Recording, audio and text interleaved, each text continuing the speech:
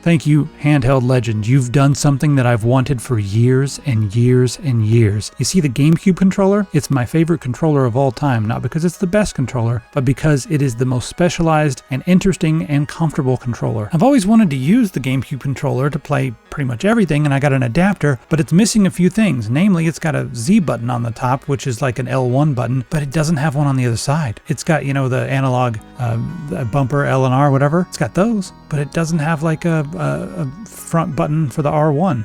So yeah, above and beyond that, a lot of modern controllers have home buttons and, you know, different start and select and all that kind of stuff in the middle. This one only has start, like the GameCube controller. So I didn't have all that. And then, you know, GameCube controller is not X input, so, you know, you have to go in and map all the controls and everything. But Handheld Legend decided to give us all the things that we've never had in a one-to-one copy of the GameCube controller. So now you've got all the buttons you need, all the modern stuff you need. You can go in and say, I want to use this as a Nintendo Switch controller or an X input controller, or you can hook it up to your GameCube, or you can hook it up to your N64 or your, I think, Super Nintendo as well. You can get all the different cable attachments. So this is the one controller that you can use on everything, and it's got all the buttons that you need.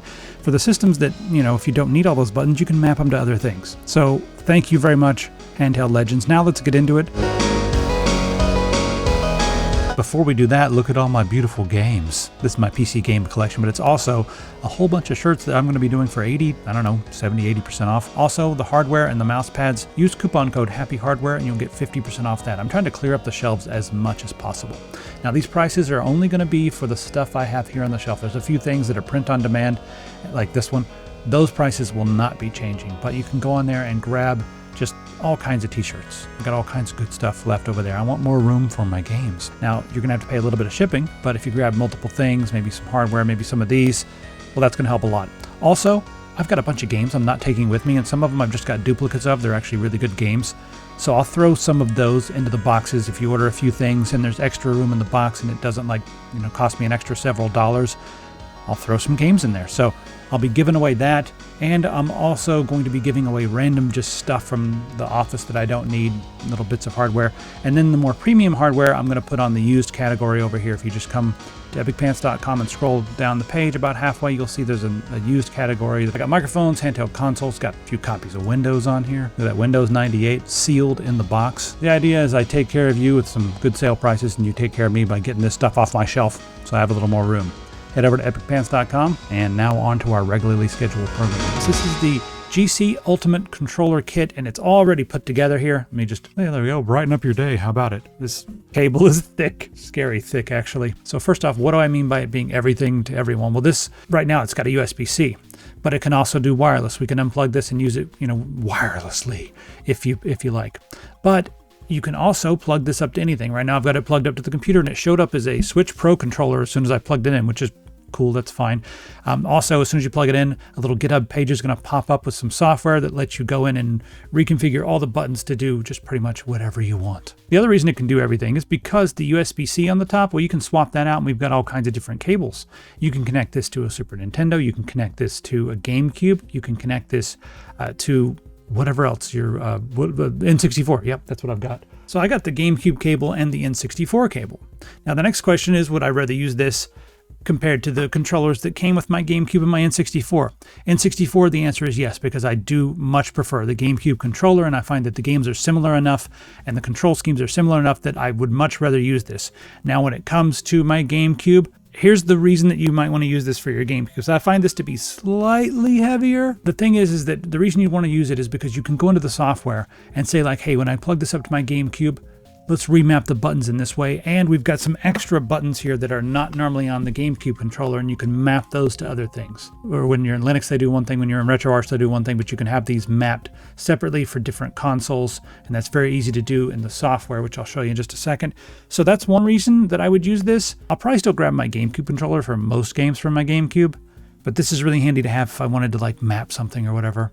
And it feels very similar enough maybe. So anyway, let's go through a lot of the stuff that we've got here. There's too much to cover. And so I think what I'm going to do is I'm going to link you to a guide that shows you all the stuff that we have in here, but I'll just kind of go through it real quick. So over here is a list of all the stuff you get. You get the shell kit, you got your triggers, your Z and L and R.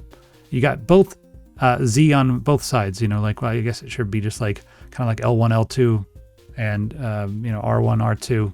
That would be kind of what it's like on a PC. Some people call them bumper buttons. I don't know.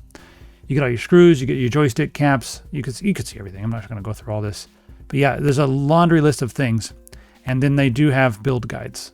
You know, there's user guides down here with videos and tutorials down here. You got to watch on YouTube to build videos. But the build videos are laid out nicely and they're very easy to follow. It's all here. I'll just link you to this because I'm not going to go through the entire build process because it's already built and we're going to talk about what it is. But, you know, you can get this and, you know, build it yourself. That's kind of the idea.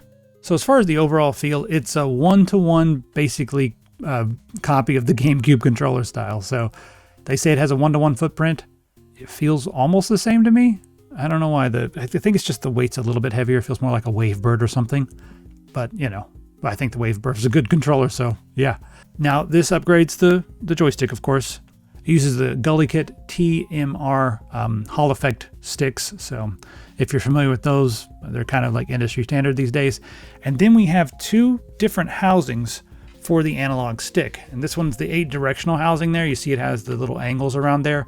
But they've also included one that's just a complete circle. So you can just get a complete circle if you like. I actually like this. You know, I like having the 8 directions there so you can run in diagonals and stuff. But if you want just complete analog freedom, then you can just pop the one with the circle on there. Next up, let's talk about the D-pad on this. Because I'm kind of... Okay, so first off, it's a huge upgrade over the original. That was like the worst part about the GameCube. I don't think I ever even touched the D-pad. Well, yeah, having a better D-pad's a pretty big deal. This D-pad is split, so each one of these feels like its own little button. Now, I have one minor gripe, and that is sliding is a little bit tough because they depress so much that it creates a bump right there. So sliding my thumb to do like a Hadoken move or something, that's very difficult actually. So I think they depress too much. Having them separate's kind of cool, but it's not like a PlayStation controller where they're, you know, I guess they don't have that much movement or that much play.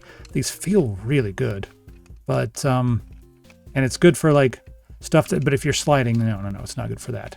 So any kind of, you know, fighting game or whatever where you're sliding your motions like this, you're gonna feel a little bit of bump or a little bit of friction. So I think that is something that maybe could be improved. Maybe a different, I don't know, rubber dome thing on the back or something would make that a little better. C-Stick feels almost identical to the C-Stick that we had on the GameCube, except that's a little bit smaller. And I didn't really find, I mean, I don't know if I like it better or worse. I think I like the original GameCube size a tiny bit better. It's not too bad. We got a rubber grip right there on the top, so it's fine, you know. As far as the clickiness on all these, they feel similar. I think the rubber domes on this feel a little bit poppier than what you got on the original GameCube controller, which is fine as well. And then these are here, like they all feel like little analog clicks, all these buttons right here. I'm probably doing things in the background, opening up things. So yeah. Let's talk about the buttons we have here in the middle. So we've got plus and minus, which are usually start and select. And we've got our home, and then like I think that's a cast or a record button right there, but you can map it to whatever you like. And then beneath that is our power button. Then we have our analog on the back. That one, the spring, I think I'm gonna have to open it up and fix it a little bit. They were probably in haste when they were building this to send it to me. But this one sounds fine.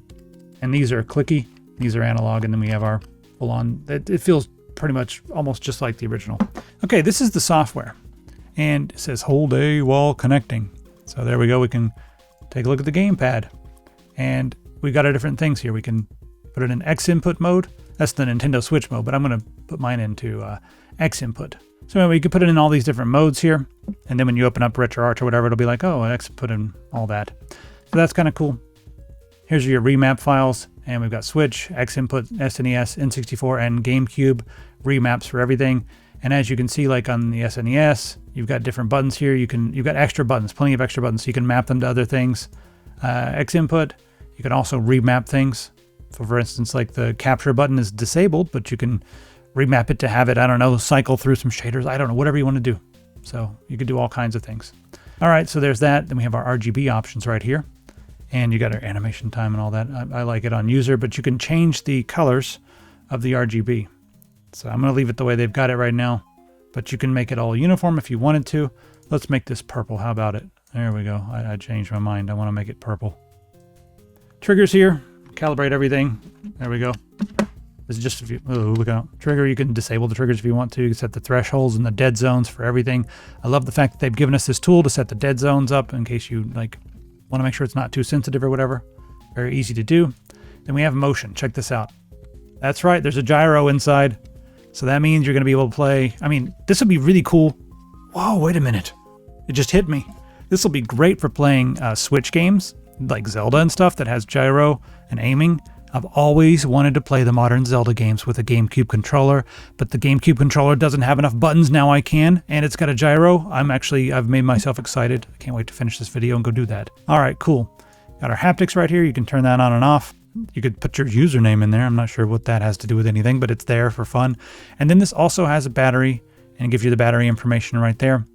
And here's our wireless mode. And if you need any updates or whatever, that'll all be here. So that's the software. Now, when it comes to just using this, it's really up to you. You can configure it any way you like. There's so many different options, and that's kind of the point with this.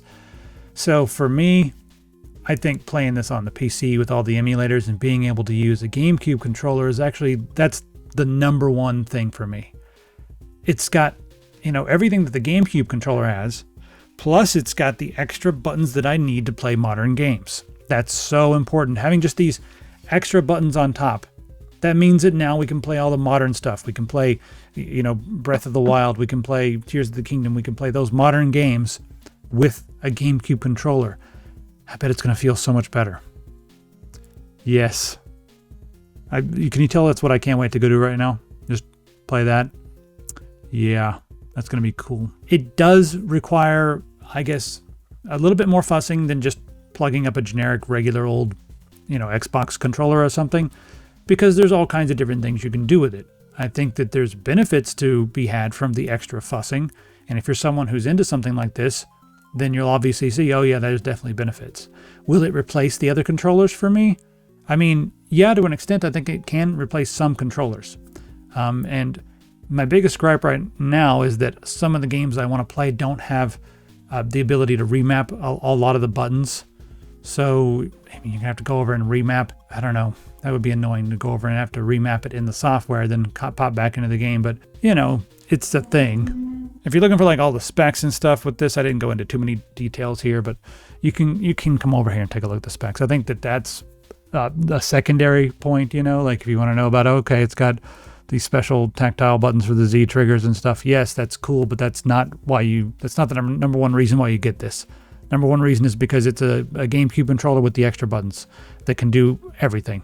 They know. They know. Now we need to talk about color, and that'll be the thing we talk about here at the end. Which color? I mean, indigo is the choice, is the obviously correct choice, right? But, you know, you can be correct in different ways. I'll be correct in the default way and you know, use the indigo. But if you want to be correct in your own way, and maybe for you, what is it called? Turquoise? Is that what they're going to call it? Symphonic green, huh? They always have to have these names. Bone white. I don't know. I need to open somebody's body and see if their bones are that color or not. It looks more like an eggshell white. It's mauve. Charcoal black. I'm going to have to go get some charcoal and just see. I don't know. Can we trust them with these color? Anyway, that's the end of the video. Hope you enjoyed it. I'm going to go use this to play a bunch of stuff now. Thanks very much, Handheld Legend. This is awesome. And it's... Yes. I'm going to hesitate and say that maybe this is going to become my favorite controller of all time, but I still just, I don't know, the GameCube, the original GameCube controller is awesome, but this is a little bit heavier. That's my only gripe really. I wish this was thinner. It's pretty and it's durable and all that stuff, but I don't know. I like lightweight, so whatever. It's not that big a deal. You drape it over your leg. I'm being a baby. All right, see you in the comments.